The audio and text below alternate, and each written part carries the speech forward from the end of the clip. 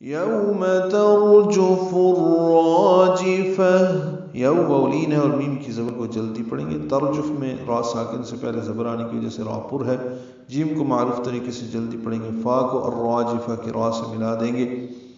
ادغام شمسی ہوگا، الف لام نہیں پڑھیں گے. را پر زبر اس لیے را پر ہے اور الف مدہ بھی ہے، یہ الف مدہ بھی پر ہے، 2 حرکات لمبا کریں گے. جیم کو جلدی پڑھیں گے. فا کو تائے مربوطہ سے ملا دیں گے، ہاں میں تبدیل ہو جائے گی. الراجفہ، یوم ترجف الراجفہ.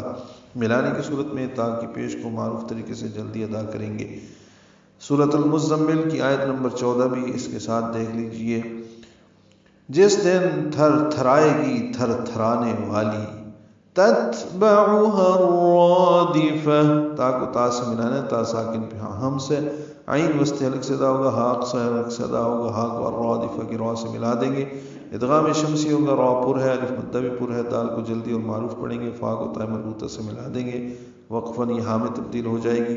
تتبعها الرادفہ، اور اس کے پیچھے ایک اور جھٹکا ہوگا.